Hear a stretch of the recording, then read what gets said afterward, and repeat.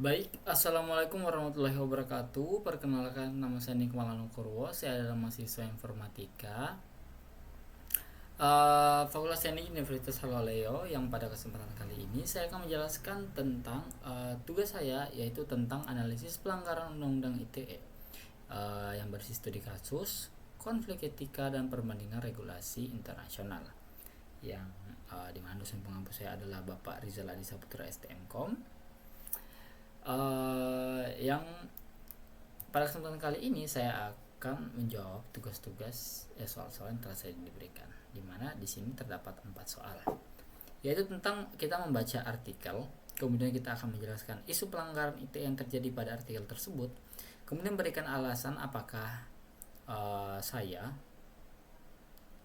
apa alasan saya apakah tindakan yang dilakukan oleh pelaku dibenarkan atau tidak dibenarkan. Kedua, kita lakukan analisis potensi konflik antara kepatuhan terhadap Undang-Undang ITE dan prinsip etika profesional TI dalam konteks kebebasan berekspresi.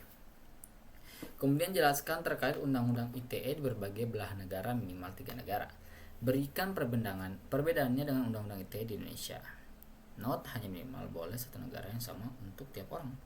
Dan yang terakhir, pelanggaran ITE apa yang pernah saya lakukan, di mana kita akan menelaah kembali Undang-Undang ITE yang telah diberikan kepada pertemuan sebelumnya dan sebutkan pelanggaran tersebut wajib ada. Nah, di sini saya akan menjawab pada soal pertama yang diberikan oleh dosen saya tentang analisis sebuah artikel, di mana artikel ini adalah sebuah artikel yang berisi tentang kebocoran 70.000 data KTP pada Discord yang terjadi pada tanggal 3 Oktober tahun 2025. Nah, secara singkat, berdasarkan artikel CNBC Indonesia, Discord mengonfirmasi bahwa peretas telah mencuri foto KTP yang diserahkan pengguna saat mengakses layanan dukungan pelanggan atau customer support, dan insiden ini terjadi pada 3 Oktober tahun 2025 dan terjadi pada layanan pihak ketiga yang digunakan perusahaan untuk memberikan layanan customer support dan trust and safety. Nah, Discord ini mengidentifikasi sekitar 70.000 pengguna yang foto KTP-nya kemungkinan dibobol, di mana data tersebut sebelumnya digunakan vendor untuk keperluan verifikasi usia pengguna. Namun pelaku peretasan justru mengklaim telah mengumpulkan data dalam jumlah yang jauh lebih besar, yakni sekitar 1,5 terabyte atau 2 juta foto. Nah, berdasarkan kata Discord dalam pernyataan yang dikutip dari Security Week, Kamis tanggal 9 bulan 10 2025, dari akun-akun yang terdampak secara global, kami mengidentifikasi sekitar 70.000 pengguna yang kemungkinan foto KTP-nya dibobol. Foto KTP itu digunakan vendor kami untuk mereview usia pengguna. Namun, pelaku mengklaim dia meretas lebih banyak, yaitu sekitar 2 juta foto. Sebuah angka yang dalam jumlah yang jauh lebih besar dari Discord, yang membuat kasus ini semakin serius.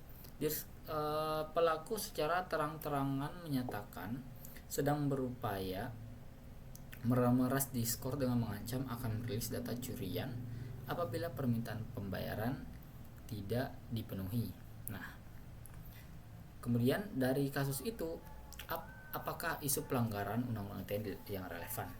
Nah, insiden ini terjadi pada sistem global milik Discord atau vendor pihak ketiga, bukan pada sistem elektronik di Indonesia, sehingga penerapan Undang-Undang ITE berikut bersifat analisis akademik atas pola pelanggarannya, bukan klaim yurisdiksi langsung. Yang pertama ada pasal Undang-Undang ITE, pasal 30 Undang-Undang ITE mengenai akses ilegal, di mana pelaku mengakses sistem elektronik milik vendor pihak ketiga tanpa izin. Kemudian pasal 32 Undang-Undang ITE tentang perubahan, perusakan atau pemindahan data elektronik secara ilegal. Nah, data KTP dan foto pengguna dipindahkan atau disalin tanpa otorisasi. Kemudian pasal 46 sampai 48 Undang-Undang ITE tentang ketentuan pidana terkait akses ilegal dan manipulasi data elektronik. Dan terakhir, mengenai unsur pemerasan atau ancaman merilis data jika tidak dibayar, Ini berpotensi bersinggungan dengan pasal 27 atau 29 Undang-Undang ITE terkait ancaman melalui sistem elektronik, di samping ranah hukum pidana umum KUHP tentang pemerasan. Nah, kemudian pertanyaannya adalah apakah tindakan pelaku dibenarkan atau tidak? Nah, dari yang telah disebutkan dan juga tentang tugas saya meyakini bahwa yang dilakukan pelaku itu tidak dapat dibenarkan dengan alasan sebagai berikut. Yang pertama, tanpa hak akses atau unauthorized access, di mana pelaku masuk ke sistem tanpa izin pemilik data maupun pemilik sistem, melanggar prinsip dasar keamanan informasi dan hukum. Kemudian data dicuri bersifat sangat sensitif. Bayangkan saja kan foto KTP yang berisi informasi yang sangat spesifik tentang diri kita. Misal identitasnya kita lahir di mana, nama kita siapa, ini begitu, kita berapa, kita udah kawin ke belum, wajah kita yang dilindungi dalam berbagai rezim hukum perlindungan data pribadi termasuk undang-undang PDP di Indonesia itu dicuri, dan itu sangat tidak dibenarkan. Apalagi yang rugi bukan hanya 1-2 orang tetapi 70.000 orang berdasarkan diskurs itu. Dan kalau pelaku benar, bukan hanya 70.000, hampir 2 juta, kurang lebih 2 juta orang yang akan dirugikan. Kemudian ada juga motif eksploitatif, di mana pelaku tidak sekedar mengungkap celah keamanan secara bertanggung jawab.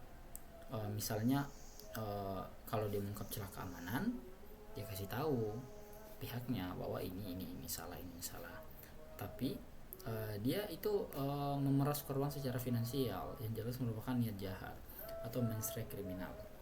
Dan yang keempat, dampak luas terhadap korban, kebocoran data identitas apa memicu penipuan, pencurian identitas sampai penyalahgunaan lain yang merugikan kurang lebih 70.000 individu yang tidak bersalah. Dan kalau dia dari kata pelakunya tadi yang sekitar 1 tera lebih atau 2 juta data, maka 2 juta orang yang terugikan, dan tidak ada pembenaran etis maupun hukum atas tindakan ini karena prinsip dasar etika profesi TI, kerahasiaan, integritas dan tanggung jawab terhadap data pihak lain maupun hukum positif sama-sama menempatkan tindakan ini sebagai pelanggaran serius. Oke, yang kedua tentang konflik kepatuhan Undang-Undang ITE versus etika profesional TI dalam kebebasan berekspresi. Di sini kita meng-highlight 2 sisi, di mana yang pertama sisi Undang-Undang ITE tentang kepatuhan hukum. Nah, Undang-Undang ITE khususnya pasal 27 ayat 3 tentang pencemaran nama baik dan pasal 28 tentang ujaran kebencian atau berita bohong dirancang untuk melindungi individu serta ketertiban umum dari penyalahgunaan informasi elektronik. Profesional TI secara hukum wajib patuh terhadap batasan ini, misalnya dalam konteks moderasi konten, desain sistem pelaporan dan pengelolaan data pengguna. Namun, pada sisi etika profesional TI, terdapat kode etik profesi TI seperti ECM Code of Ethics atau Kode Etik IT Indonesia, yang dimana menjunjung tinggi nilai keterbukaan informasi, transparansi, dan hak pengguna untuk berekspresi, serta mengakses informasi secara bebas dan aman. Nah, profesional TI sering dihadapkan pada dilema ketika sistem yang mereka bangun, platform media sosial atau forum diskusi diminta membatasi konten yang sebenarnya merupakan kritik atau opini publik. Nah, di sini ada titik konflik utama. Yang pertama, pasal pencemaran nama baik yang bersifat karet atau rubber article sering digunakan untuk membungkam kritik terhadap pejabat publik atau institusi, sehingga profesional TI yang mengelola platform harus memilih antara mematuhi kebijakan tuntunan penghapusan konten yang menghindari jerat hukum atau mempertahankan prinsip kebebasan berekspresi penggunanya. Yang kedua, ambiguitas standar atau konten negatif. Keputusan teknis seperti algoritma moderasi dan filtering bisa menjadi alat sensor berlebihan demi kepatuhan, yang justru bertentangan dengan prinsip etika TI soal non-diskriminasi dan keadilan informasi. Dan yang ketiga, ketekanan institusional versus independensi profesional. Perusahaan platform bisa menekan tim TI untuk over comply karena takut sanksi hukum, sehingga mengorbankan hak pengguna, atau sebaliknya under comply demi menjaga reputasi ramah ekspresi, namun berisiko pidana. Nah, dari hal tersebut dapat ditarik kesimpulan analis. Solusi idealnya adalah pendekatan proportionality, Profesional TI tetap patuh hukum, tetapi mendorong interpretasi pasal yang sempit dan berbasis bukti nyata, bukan sekedar pelaporan sepihak, sambil membangun mekanisme transparansi seperti laporan moderasi publik agar kepatuhan hukum tidak otomatis mengorbankan kebebasan berekspresi yang legitimate. Nah, kemudian masuk yang ketiga, perbandingan undang-undang ITE Indonesia, Jepang, Pakistan, dan Mesir. Di sini saya mengambil tiga negara, yaitu Jepang, Pakistan, dan Mesir. Nah, perbandingan ini dia disusun untuk melihat bagaimana negara lain mengatur isu yang relevan dengan undang-undang ITE Indonesia, sekaligus melihat sejauh mana masing-masing regulasi membuka ruang bagi kebebasan berekspresi. Nah, di sini ada sekitar 1, 2, 3, 4, 5, 6. Ada 6 aspek yang akan di-highlight. Yang pertama, regulasi utama, fokus utama, isu kebebasan berekspresi, sanksi pidana, dan lembaga penegak. Nah, Indonesia sendiri itu ada Undang-Undang Nomor 11 Tahun 2008, Undang-Undang Nomor 19 Tahun 2006, dan Undang-Undang Nomor 1 Tahun 2004. Jepang sendiri ada Act on Prohibition of Unauthorized Computer Access, Act nomor 128 tahun 1999, terakhir diubah Act nomor 28 tahun 2013. Nah, Pakistan ini Prevention of Electronic Crimes Act PK 2016 di amandemen 2025, dan Mesir Law No 175 of 2018 on Anti-Cyber and Information Technology Crimes. Nah, fokus utama kalau Indo, transaksi elektronik, konten negatif, akses ilegal, dan pencemaran nama baik online. Kalau Jepang, akses ilegal ke sistem komputer, hacking, cyber, libel diperberat sejak versi 2022. Pakistan, kejahatan siber luas, akses ilegal, terorisme siber, ujaran kebencian, dan pencemaran nama baik. Kalau Mesir, keamanan nasional, akses ilegal, hacking, konten yang mengancam moralitas publik, dan ketertiban sosial. Nah, isu kebebasan berekspresinya itu tentang pasal pencemaran nama baik 27 ayat 3 dikritik sebagai pasal karet. Kemudian Jepang cakupan lebih spesifik, relatif moderat dibanding 3 negara lain yang ada di tabel ini. Kemudian amandemen 2005 dikritik luas karena berpotensi membatasi kebebasan berekspresi. Kemudian kalau Mesir dinilai paling represif, dasar keamanan nasional sangat luas dan kerap dipakai menjerat aktivis atau jurnalis. Nah, sanksi pidana kalau Indo maksimal 6 tahun penjara dan atau denda hingga 1 miliar, bervariasi per pasal. Kalau Jepang, akses ilegal, penjara hingga 1 tahun dengan denda hingga 50.000 JPY, 500.000 JPY itu apa ya kalau Jepang ya? Japan Yen mungkin. Kalau Pakistan hingga 7 tahun penjara untuk pencemaran nama baik atau privasi, pasal 21. Kejahatan berat lain bisa lebih tinggi. Kemudian kalau Mesir dia bervariasi, misalnya pembuatan akun palsu yang merugikan pihak lain dapat dipenjara hingga 1 tahun dan denda 50.000 sampai 200 Egypt EGP ya. Untuk lembaga publik minimal 3 tahun penjara. Kemudian terakhir lembaga penegak.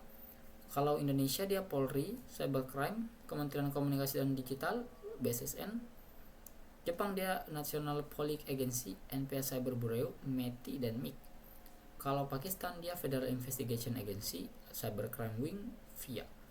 Kalau Mesir dia Kementerian Dalam Negeri dan Badan Intelijen Keamanan Siber Nasional. Nah, perbedaan keempatnya, kalau Indonesia dengan Jepang, undang-undang ITE-nya Indonesia dia lebih ke transaksi elektronik dan konten negatif sekaligus. Kalau regulasi Jepang fokus terpisah antara akses ilegal komputasi dan pencemaran nama baik. Nah, kalau sanksinya relatif ringan namun penegakannya lebih konsisten.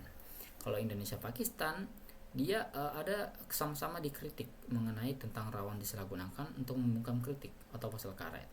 Namun amandemen PK Pakistan 2025 menuai kritik luas karena dinilai semakin membatasi kebebasan berekspresi dan mencerminkan konteks keamanan domestik yang lebih tegang. Kalau Indonesia versus Mesir, undang-undang Mesir paling represif di antara ketiganya dengan definisi keamanan nasional dan moralitas publik yang sangat luas dan subjektif, sering digunakan untuk membatasi pers dan aktivis, jauh lebih ketat dibanding di Indonesia yang masih memiliki pasar karet, masih membuka ruang advokasi publik dan revisi undang-undang. Terbukti dari revisi 2016 dan 2024. Terakhir tentang refleksi pribadi pelanggaran undang-undang ITE yang pernah dilakukan. Nah, saya sendiri ternyata menyadari bahwa setelah melihat lebih dalam tentang undang-undang ITE ini, ternyata saya pernah mungkin melakukan pelanggaran ini, dimana saya pernah membuat video milik orang lain sebagai referensi atau bahan dasar untuk konten yang saya buat. tanpa terlebih dahulu minta izin kepada pembuat aslinya. Nah, pada saat itu saya tidak terlalu yang memikirkan aspek izin, karena saya rasa kalau videonya kan sudah diakses secara publik di internet, saya rasa mungkin memang dikeluarkan, saya tinggal pakai begitu, pakai idenya begitu.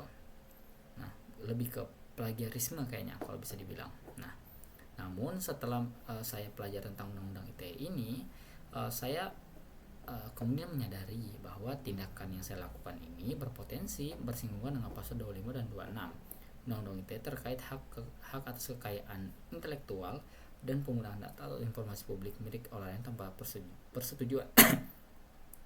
Terutama karena video itu dia memuat identitas, suara atau wajah seseorang yang bisa dikenali. Selain itu karena video tersebut merupakan hasil karya orisinal seseorang dan bukan sekedar dokumentasi publik. Dan penggunaannya tanpa izin juga bersinggungan dengan ranah hak cipta yang diatur dalam Undang-Undang Hak Cipta yang sering disebut bersama dengan Undang-Undang ITE dalam konteks pelanggaran digital. Nah, dari pengalaman ini saya jadi lebih sadar bahwa bisa diakses publik ini belum tentu atau tidak sama dengan boleh dipakai bebas. Nah, kita sebagai seorang negarawan, orang Indonesia, kita harusnya lebih tahu bahwa selalu ada batas hak milik orang lain yang harus dihormati. Walau mungkin terlihat kecil bentuk idenya, bentuk kecerdasan intelektualnya dalam mengeksplor hal, dalam apa begitu, tapi kita harus hormati walaupun pemanfaatannya mungkin kecil di mata kita begitu, karena bisa jadi terdapat implikasi hukum di dalamnya. Oke, baiklah, itu mungkin yang dapat saya sampaikan pada kesempatan kali ini. Lebih dan kurangnya mohon dimaafkan. Saya akhiri dengan ucapan wabillahi taufiq wal hidayah. Wassalamualaikum warahmatullahi wabarakatuh.